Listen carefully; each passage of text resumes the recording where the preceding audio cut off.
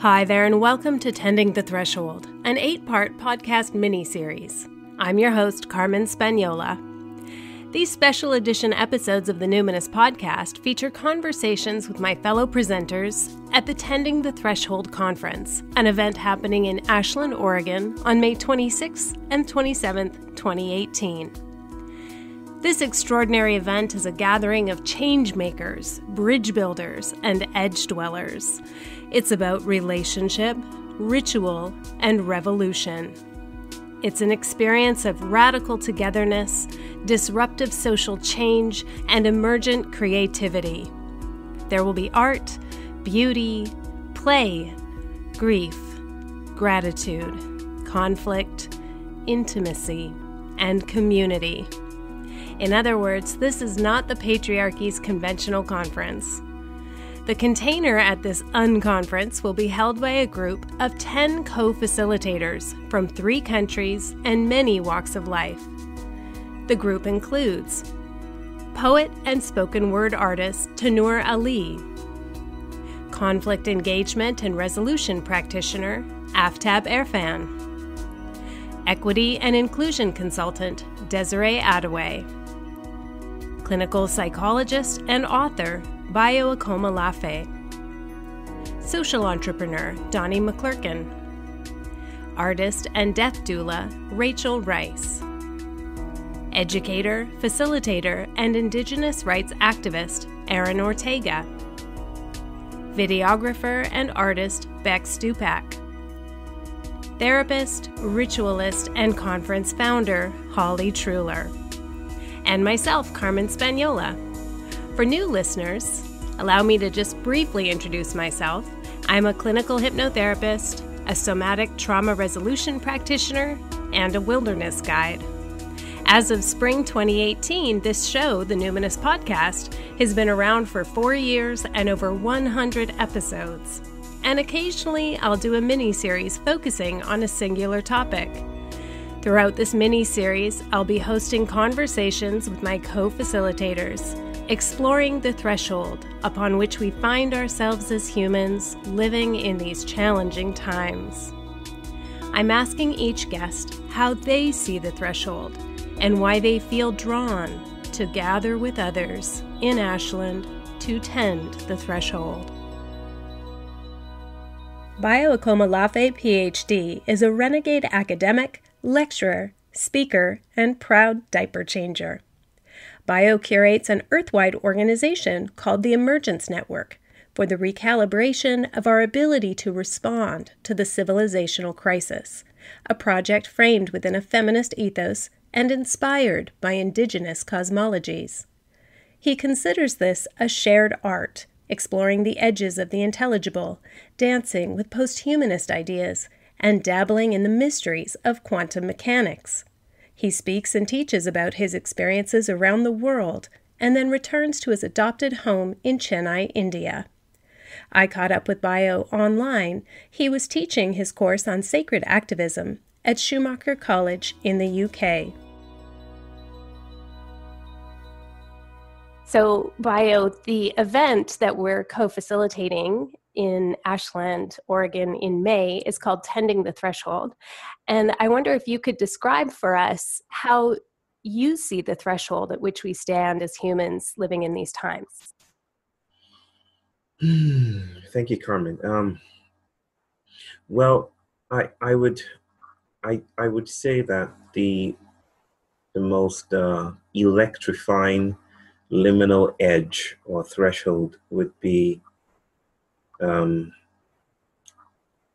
the edge or the line or the cut that distinguishes or parses us and separates us from nature, if you will. For a long time, for hundreds of years, and that's not an encyclopedic account, but for a long time we have practiced the world as if nature is exterior to us, as if we were atomized individual units making our way through the environment. In that sense, nature is and the environment are resources. And we are the emblematic containers of agency and sentience and beauty and truth and knowing. And I don't want to say all of a sudden, but it seems sudden when you think about it. That story no longer holds up. And the material enfoldments and movements and involutions is as if the world is touching itself. And this is made clear in the new disciplinary arrangements and discussions that are happening today, in the kinds of events we're witnessing today. It no longer seems credible to say that we are the center of the universe or that nature is dead. It now seems a very compelling thing to say that the world is alive in ways we couldn't have accounted in our old, lasting, cherished narratives. So, what does that mean for everything?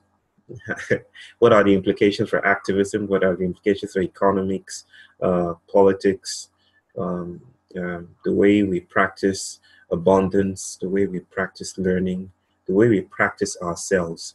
And I just want to repeat the words of Martin Shaw, who says modernity seems to create a condition where we can say that it is exhausting maintaining the form of being human.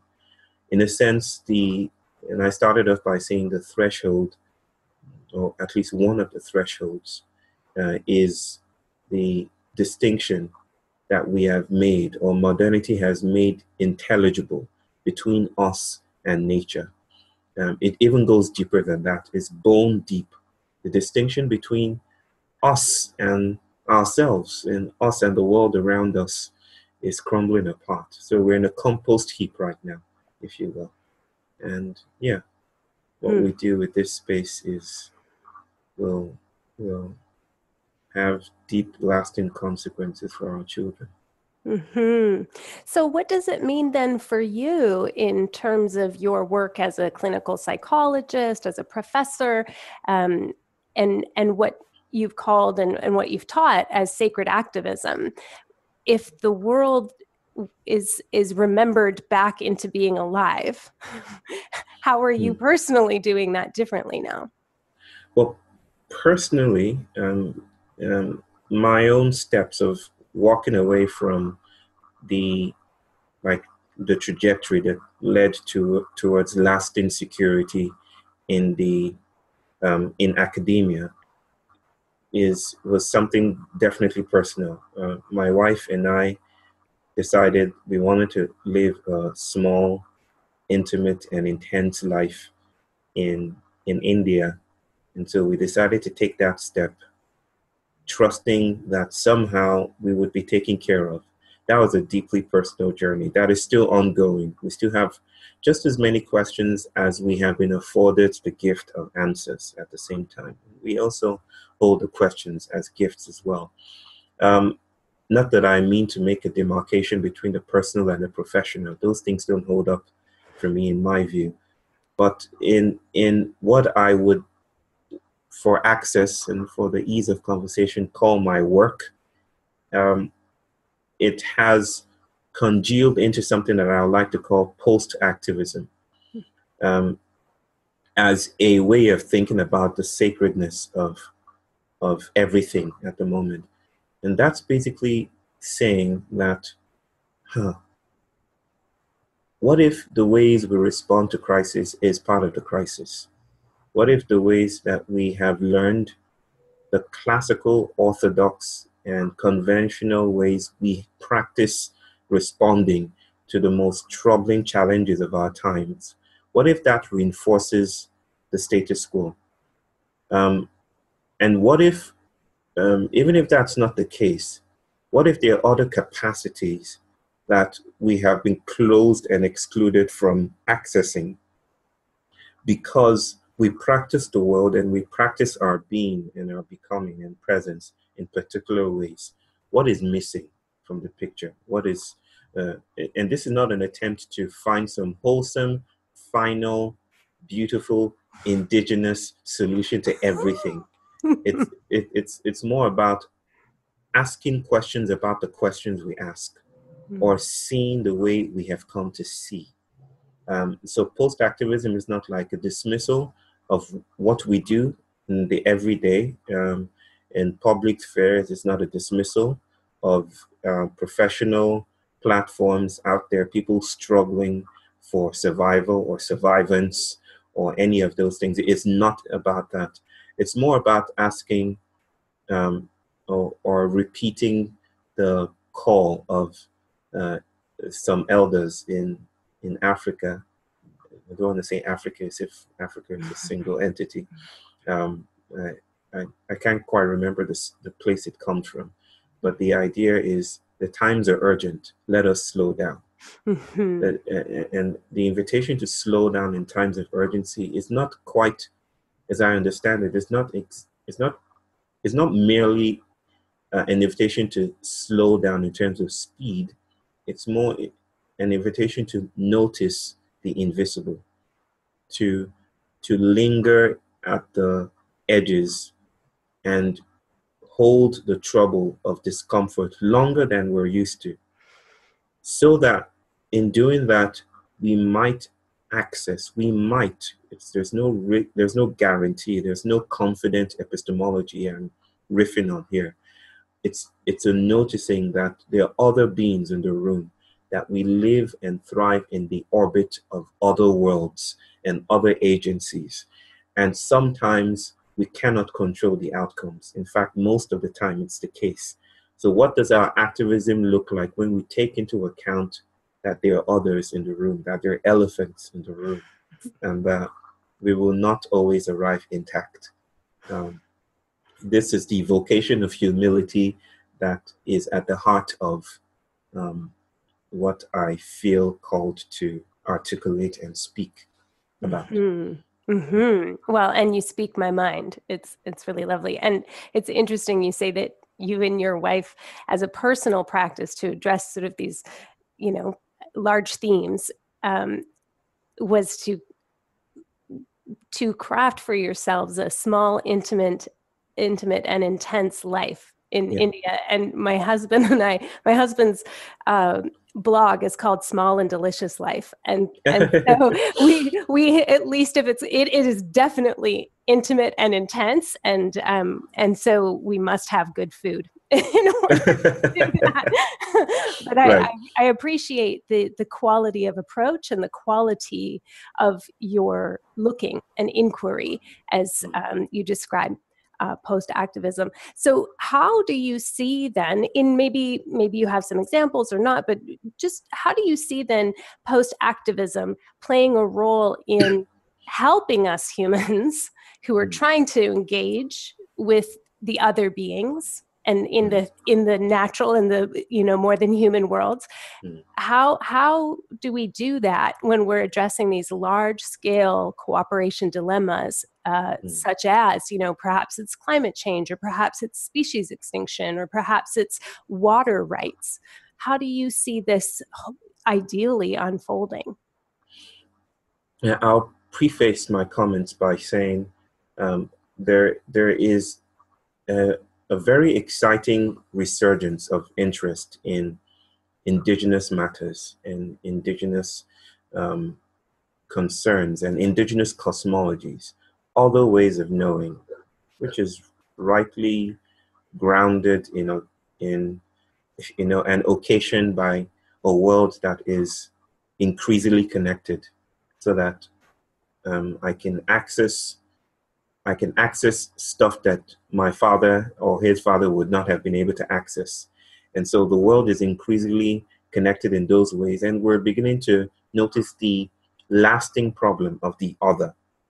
And of course, I do need to say that there are many ways we have struggled to manage or maintain the other, either by fetishizing the other, or colonizing the other, or witnessing the other. And sometimes it's very difficult to distinguish between the two. Well, I did say that there is a resurgence of interest there, and people are asking questions of, how this is correlated or entangled with how we respond about climate justice, about racial justice, about any of those things, poverty alleviation. And is sometimes a sense in which we tend to think the indigenous would take us quickly, like it's a shortcut to the solution we've not been able to arrive at because we are too used to our modern ways. Which, and I don't think that honors this opening that we're experiencing. The opening is not so much, hey, look, you can take this, you don't need to walk the exhausting and dreary yellow brick road. You can take this, the red brick road, and just get there faster.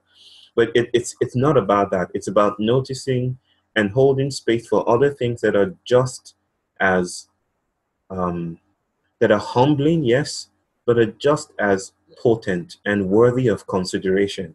And maybe we're not able to hold them because we are subjectivized and conditioned in particular ways. Let me give an example of an acquaintance. I wouldn't call her a friend, but I heard a story directly from a friend.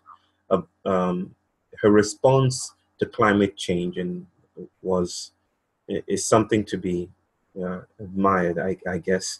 So she goes to this traditional healer or shaman, I can't quite remember, and she's concerned about climate justice and how to respond to climate change.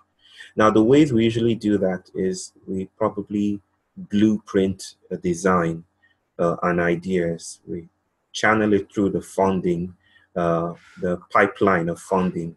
We standardize it and then we spread it across the world, right? And that's how we get cap and trade and all these, and SDGs and all of that.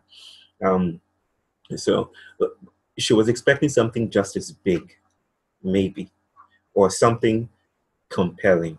But this man tells her to do something small, like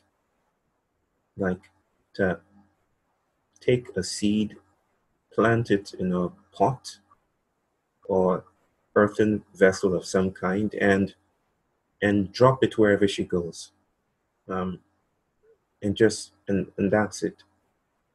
Of course, because we live in a world that draws direct causal links between problem and solution, we're likely to lean back and say, what good does that do? That doesn't solve anything. But maybe it's not about solutions here. I think in the business world, it's already acknowledged that problems are solutions with constraints, and solutions are problems with constraints. The world produces shadows and generates shadows just in its movements.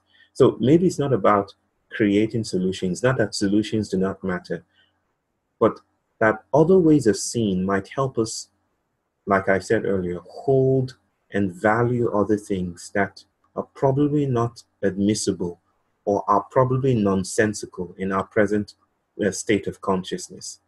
What if learning to die well is just as important to creating an app that gathers 3 million people to march on the street? What if learning to be with one's daughter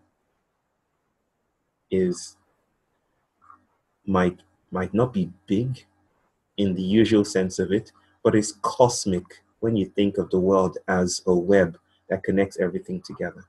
So that's the reframe of action and responsivity and capacity that we're trying to hold space for. It's an inquiry that is never ending. It's not a new progress narrative that says everything else you guys have done in the past is wrong. Now we're the new guys in town. It's more an invitation to sit, and the conditions are not always right for that kind of inquiry.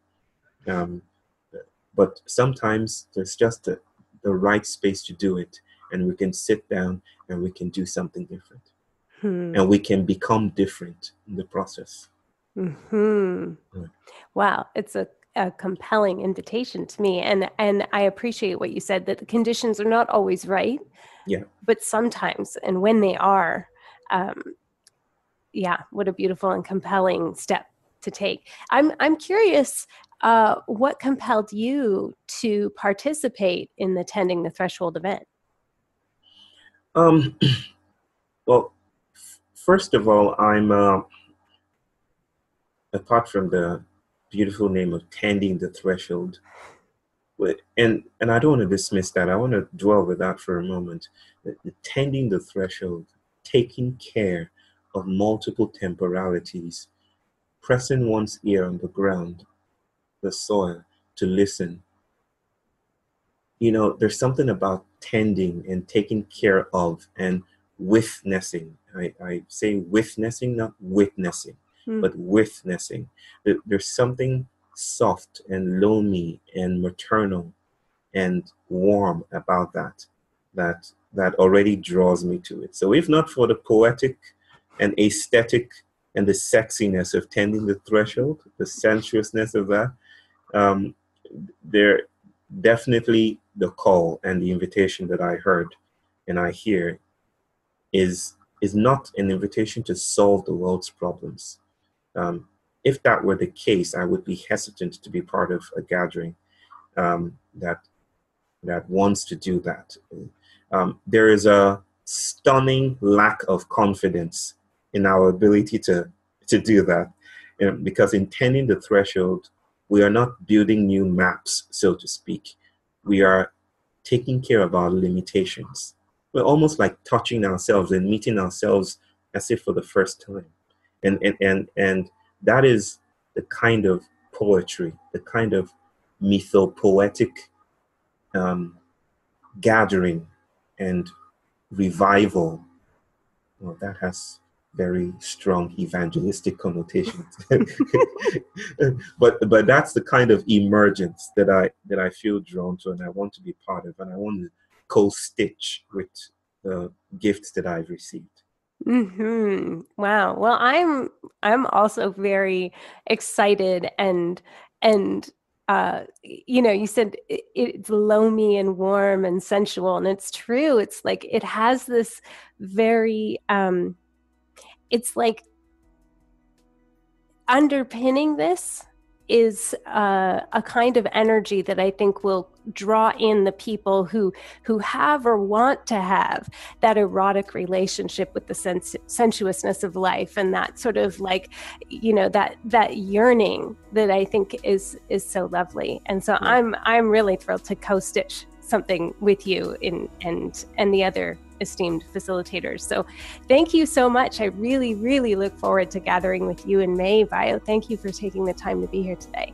Thank you, Carmen. My pleasure. To find out more about Tending the Threshold and to purchase live or live stream tickets, go to tendingthethreshold.com. And please don't let money be a barrier. Organizers have a solidarity fund that sponsors people with marginalized identities and less financial privilege. If you have need and would like to attend, reach out to tendingthethreshold@gmail.com. We hope you'll join us.